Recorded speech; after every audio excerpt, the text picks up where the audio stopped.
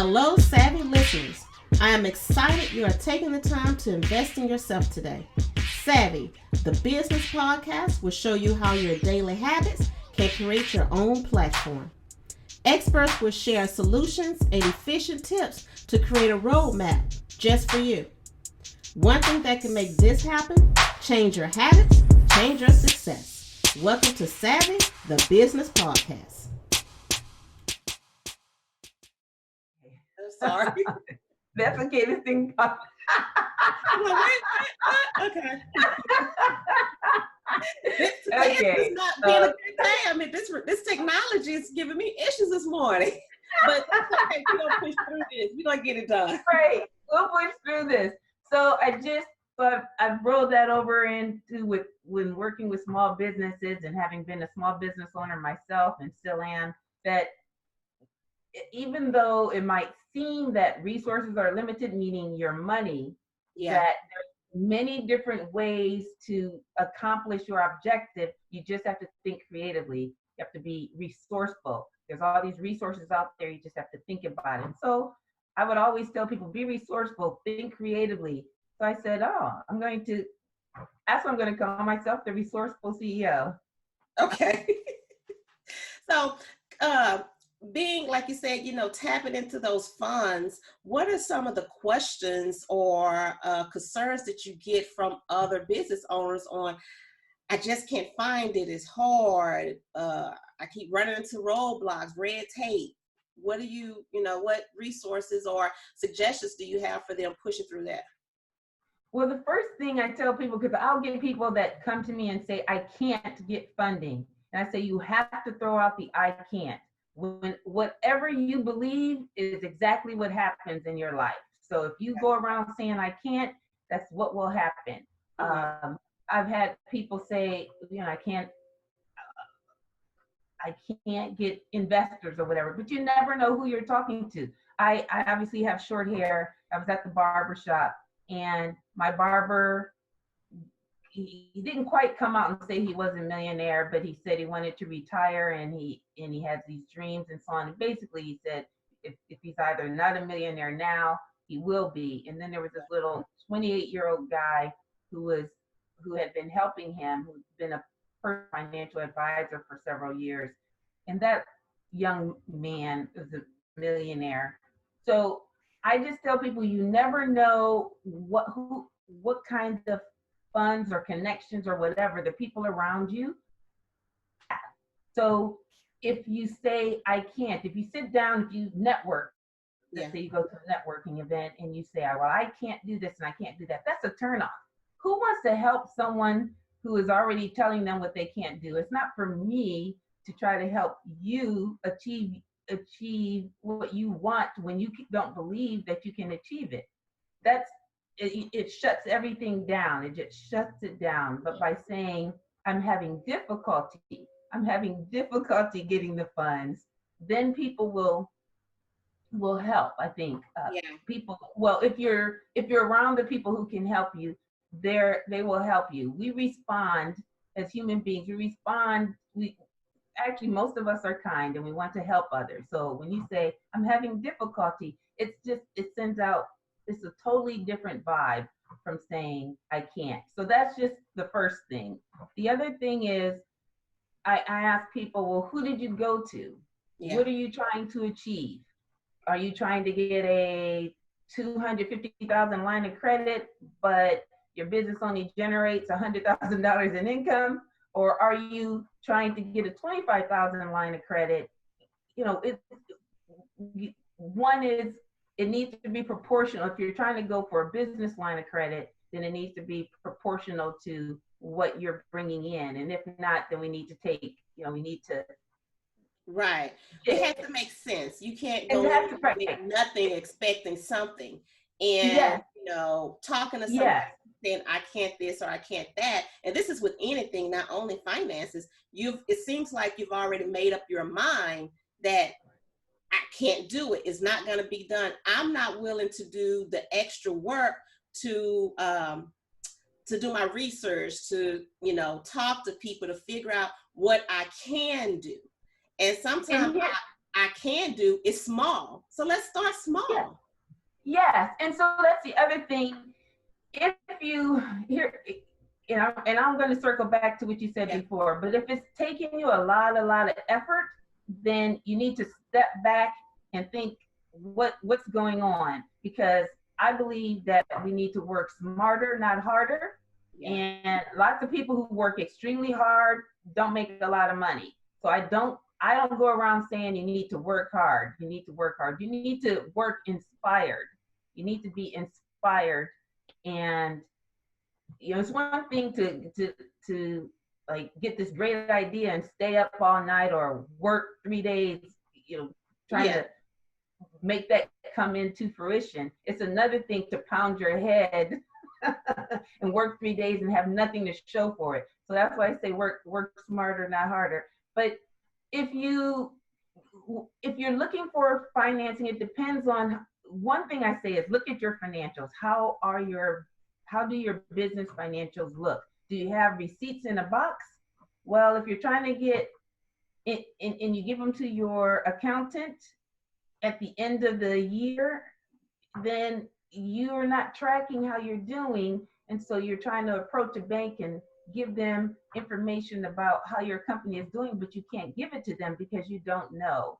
So I often have to get people to go back and learn how to prepare monthly financial statements, Yeah. and then how to read those monthly financial statements, and then we can package it and put together an executive summary and reach out to a bank. Or if they're not at the point where they qualify for a bank loan, then there's other accounts receivable financing firms, there's factoring firms, there's equipment lenders, there's all these different entities that you could reach out to.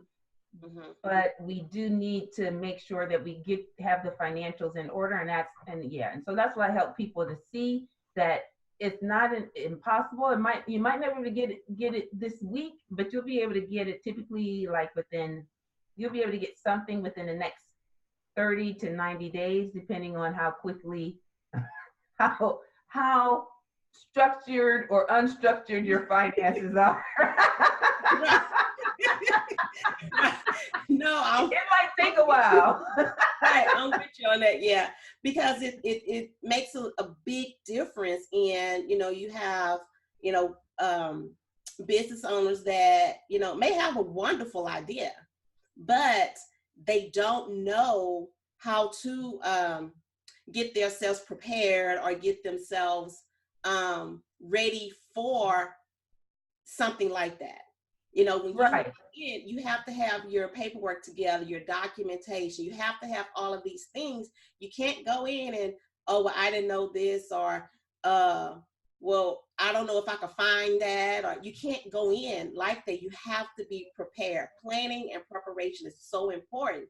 So, with paperwork, you have to, and I tell a lot of people this, a lot of my clients, use your technology nowadays. It's all over the place. Everybody has it, so nobody can't say they don't have it. Everybody got a smartphone of some sort, of iPad, tablet, or something. And they got scan your documents. Be sure that you're saved where they're easily accessible. Don't go in with no wrinkly, crackly paper where the ink is faded off. And, coffee is waste on it. You've seen this. Right. I have seen it. And I just say, think of a bank. Okay, most people aren't going for angel investments, right? They're not looking for someone to invest. They're looking for a bank. And the bank has the lowest cost of capital. And so if you don't qualify for a bank, then there's all these other entities you can go to, like I said, but the interest rates get higher and higher and higher. Yeah. But you want them to lend money to you, but they need to feel comfortable. What makes them feel comfortable? One, you understand your business. Two, you understand your financials, because how are they going to get paid back? Through your cash flow. What's your cash? What cash do you have to be able to pay back the loan according to the terms? So that's what they're interested in. So if you can show that you know how to manage your cash, then, or that you have a certain amount of cash flow, and that you're paying attention to it. So I have something, I use a 12-week cash flow, and I forecast out and all this, which helps when you're going for larger loans, like $1 million, 2 million, or something like that, or several $100,000. Yeah. For smaller amounts, lots of times, like 25,000 to 50,000, you can get a loan based on your own personal credit. You can put in the name of the business so that it shows up on the business credit, but they're basically giving you a loan based on your credit. So it's less of a concern. But as you get higher and higher, it's more about what's the cash flow that's going to pay this loan back. So I focus on that. And I think it's, what was I going to say? So I don't want to just say that it's, so one thing, it is about being prepared, but it's also about who are you approaching. So Bank of America and Chase and all of them, they'll do the $50,000 quickie loan based on your business loan, based on your credit and your personal income. And so those can be pretty straightforward. But if you're looking for larger sums of money, I typically say go for community banks. Community banks typically have anywhere from 1 branch to, like, I don't know, 10 branches. I think BB&T has been a very good one too. A very, very good one. They used to bill themselves as the regional community bank, but now they're joining with SunTrust. So, but hopefully they'll still stay the same. But what it is that those banks, the community banks that focus on businesses, and so that's also something you have to check, because there are some community banks that focus on individuals. But if they focus on businesses, then they typically have a board of directors that are business owners and entrepreneurs. So they have a higher risk tolerance because they understand small business better. So you're typically going to get loans, get higher loans, and be able to have a true relationship with the banker at a community bank. So I recommend that. The other thing I always say is find a business banker. Don't just go to the branch manager. The branch manager typically has approval authority of like $50,000. And if you're looking for a $200,000 loan, you're probably not going to get it through the branch manager. You need a VP who bills him or herself as a business banker. I'm a business banker. I'm a VP of small business loans. I'm a VP of whatever, but something to do with loans. That's the person you need to meet. You can meet them in the groups that you belong to. You can just cold call and reach out to people and meet with them. But that's who you need to go with. And once you find someone who's willing to work with you, follow them, because bankers change banks a lot. So follow the banker. Let's get into, like you say, you need to talk to that business banker, not a branch banker. Get into why that is so important. Because, like I said, a branch manager, and sometimes with really small community banks, sometimes the business banker they don't have a branch manager, it's just a business banker there, but that's rare. Usually they're classified as a business banker and they tend to stay in the back. They're not typically just sitting out on the floor. They'll be in the office somewhere. It's important because they're the ones who are going to fight for you when they're making a decision. Now, some business bankers have a signature authority of 250,000, or for larger banks, it might even be $1 million, meaning that they can approve a loan up to that amount. Right. So the people above them, around them, believe that they are wise enough and good enough at vetting businesses and so on, and so they can approve up to that amount, no problem. Others have like what's it called? A committee. it's a committee, and they sit around and they talk about who should get a loan and who shouldn't, but they're sitting around talking. So if you have a relationship with your banker, then your banker can say, this person needs to get approved. I think this loan should get approved, blah, blah, blah. So-and-so, they started their business and they've been doing really well, blah, blah, blah. But anyways, they can talk to how you're doing. And that doesn't happen. The branch manager doesn't participate in those kinds of conversations. So they don't have any standing with the people who make decisions about business loans. That's why it's so important to have the business banker. Okay, let's back up a little bit. For someone that may have been in business for a year, 2 years, and they're looking for capital for whatever reason, what are some of the steps to, one, get yourself prepared and knowing some of the documentation that you need to have to walk through the door? It's not going to guarantee you anything, but what are some of the things that they need to get themselves prepared before they even think about walking into a branch? Okay. And this is good. And also, and let people know, in terms of being resourceful, there's small business development centers. Yes. And there's women business development centers. There's the minority business development centers. Mm-hmm. There's one here in Atlanta. There's at Georgia Tech that's really, really good. It's run by a woman named Donna Ennis. I used to work there years and years ago. But that's doing really well. If you're looking for financing and you're not sure how to go about it, or it just seems like it's overwhelming for you, you're running your business, you're trying to do this, and some of us are very DIY, but sometimes it can just get difficult. So if it feels overwhelming, reach out to one of these entities and they will help you. They will help you do the things that I'm about to tell you should do. So the first thing you should do is make sure that you have financial statements. So at the very least for the year, but it would be better if you had them so I'm going to go back. At the very minimum for the year. The next would be by the quarter, so every 3 months. So January through March 31st, that kind of thing.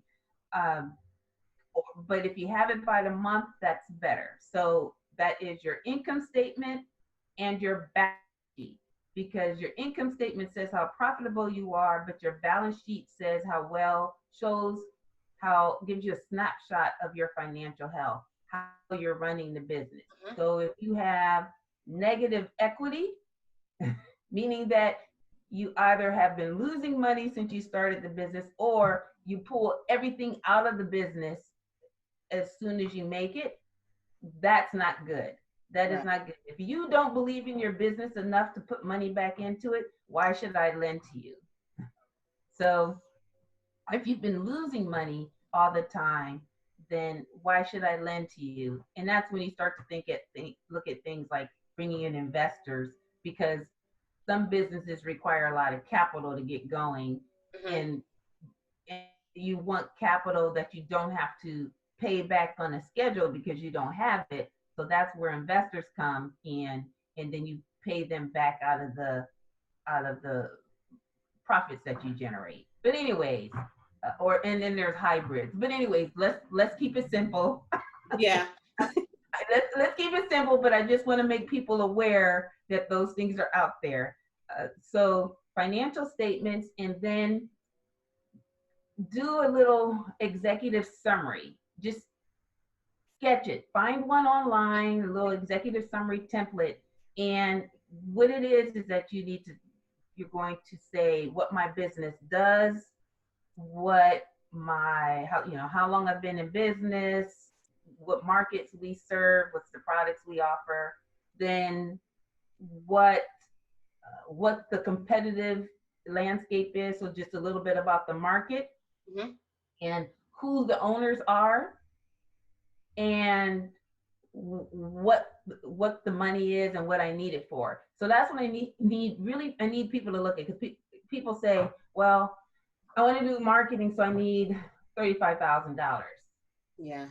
Or I want to, I need $100,000. Okay, what do you need it for? well, there's all this stuff I want to do. Be very clear about what you need, because let's say the bank were to say, okay, 50,000, but you said you still needed another 50,000. Well, where is it coming from? But look at, what do you need it for? Do you need it for marketing? Okay, well, perhaps you can offload some of your marketing costs by doing a joint venture with someone, or pursuing a strategic partnership or something like that. A marketing joint venture, not a big joint venture. Right. No, I follow you. Right. Yes. Or if you need, let's say you need vehicles for your business, instead of getting a bank loan to finance the vehicle, maybe you can get it from the vehicle provider, or from a third party that does vehicle financing. Okay. So this is why I say, really be clear about what it is you need it for. And so by going through the process of doing the executive summary, right now, don't worry about making it pretty. You just want to walk through that process so that you're clear about, so that you can articulate what your business wants and needs, and also why you need the money. And then the third step after doing that, and those steps don't sound simple, but those steps may take some time. Right. So the third step would be then to determine, okay, I'm ready. So now I need to find a banker. Who is going to be the banker? Some credit unions also do a lot of business banking, but identify which banks you're going to go to. Approach your first, because I believe that if you're going to bank somewhere and they're not going to you need to take your money and put it elsewhere. Go with the bank that will lend to you. So first, approach your bank and try to find a business banker at your bank. Ask them, could they introduce you? Just go into the branch and say you'd like to get connected with a business banker. If they put you off, then tap into your networks and find a business banker, and then go chat with that person. And then it would be best if you could go chat with them with your executive summary prepared and your financial statement. But if you don't have that ready yet, then at least you can have a conversation about it. And then you can come back and either finish putting your financial statements and your executive summary together, or go out to an entity like the SBDC and SBTC and have them prepared for you. So those are the 4 steps: financial statements, rough executive summary, so you know what you need, and you can articulate. 3, find a business banker and have a brief chat. 4, go in and actually meet with an SBDC person or whatever. And then 5, actually go in and present all of that. Right. Well, with that, like you say, finding that business banker, that gives anyone the perfect opportunity to build that relationship. Right. Even though that you go in and meet, don't go, okay, well, it's all about business. I just need you to look at this, give me a response. It's not going to happen like that. Anytime you're trying to do anything, you have to learn how to build those relationships and nurture those relationships. Because if you're going in it just for one thing, it's not going to work anyway. You have to get that business mindset of knowing this is a process. It's going to take time. And also, if you build that relationship with them and they see that you're serious, they're going to start referring you and giving you all type of recommendations, referring people to you. So it's, a win-win, because if you're helping them with, connections or referrals, and then helping their clients, of course, it's just going to continue to grow, and you never know who you may end up being connected with. So it's very important to build relationships when you're out meeting people, and not just do the card shuffle. We get so caught up in that card shuffle and don't have reasonings behind it, just to say, okay, I handed out 30 cards today. Okay, out of that 30, who do you really see you could do business with? Right. It's not going to be all Right. 30. How many did you follow up with? Right. I agree with you. I agree with you. And I went to some event. I thought it was so great. But there's this really good book called Never Eat Alone. And in it, he talks about that card shuffle thing. First of all, I have been places where people have, I guess they have an agenda. And so, Yeah. They're trying to meet all these people. So they're looking at you, but they're looking all around and they're talking to you, but they're not even paying attention. That's such a huge turnoff. A huge turnoff. And I've had people actually call me later and say, well, I'm trying to, whatever, could you help me? The answer is no. No, I don't. I feel like somebody's trying to use me. And so, no, I just say, no, I think it'd be better served by others. Mm-hmm. And then that's it. So I think it's much better to meet a few people and spend time talking to them. Yeah. So instead of the 30, meet 3 to 5 people and chat with them, because again, you just don't know. Somebody might not be a good fit for what you're doing at this moment, but they may have contacts, or who knows what they may have. Yeah. But if you think that they're interesting, then then connect. But just chat with people. I had someone, because I was looking for financing for a commercial real estate. Let me not say try to buy, that I'm buying. And she was a banker. Well, and I said, oh, I'm trying to do these things. And anyway, she said, well, I don't do that.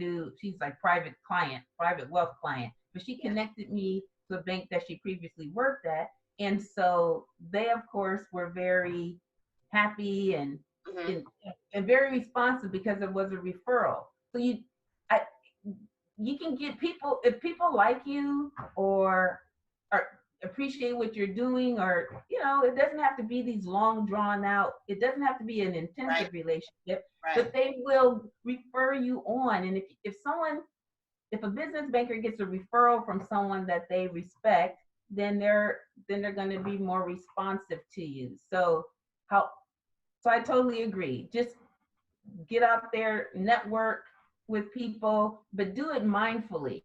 Just engage and connect with people. It's not about numbers, it's about quality over quantity. Yeah. Well, that's an old school saying, but it still works and it's still relevant. So yes, it's still relevant today. So we're coming, up to the close of the show. And of course, I want to thank you for coming on and joining. And anyone that's watching this episode, be sure to like, share, refer, let all of your people know about Tiffany and that they could watch this, because she did give us some really good pointers in this podcast. So I want you to connect with Tiffany. So with that, Tiffany, tell us how we can connect with you on social media, your website, all of that. Okay. It's the resourcefulceo.com, theresourcefulceo.com. And if you want to read blog, it's, just click on blog. When you go there, I'm going to say / whatever, but anyway, just click on blog. And I'm on Facebook under the Resourceful CEO, and also on Twitter at Resourceful CEO. Okay, thank you so much. And I know we will be seeing more of you, and I'm sure we'll have you coming back to talk more about financing and the different resources that's out there. Again, thank everyone that's joining. And I want to reach out and put a shout out to Exposure Magazine. Also Exposure on Demand. It's time for everybody to start streaming, getting your information out there, and just, sharing what you have, because there's so many people that can use your services and your products, along with the Resourceful CEO right now. We could definitely use her knowledge and services. So be sure that you join us doing that. And also catch us on Monday morning at 6 a.m. for Business Therapy. I'm co-hosting with Tam Lawrence. So Tiffany, check us out if you can. Okay, 6 during that. a.m. That's early, but okay. It's early, but the early bird gets the worm. So That's we're right. out there catching people, as they're getting dressed for work or wherever they're headed to. So while you're getting dressed, we're giving you some information to help you start out your week. So check us out Monday mornings at 6 a.m. Business Therapy, Exposure on Demand TV, and also Christopher Williams. He always does great things for us. And I always like to, give him recognition and shout out to him. So thanks again, Tiffany. And follow Tiffany on the Resourceful CEO. Go to her social media right now, click on it, follow, share her page, and let everybody know. So any quick last pointers or tips you want to leave us with today? Yes, I'm going to talk my book a little here, but because I think it's a great resource. The funding is out there. Access the cash you need to impact your business is on Amazon, and it just walks you through what I've said, and it talks about the different types of financing, and it gives all these scenarios where I actually helped over 40 companies get financing and how we went about it. Okay. All right. Thank you so much, Tiffany, and everyone that's joining. So we'll talk to you soon and see everyone next Saturday at 9 a.m. Central right here. Bye. Bye.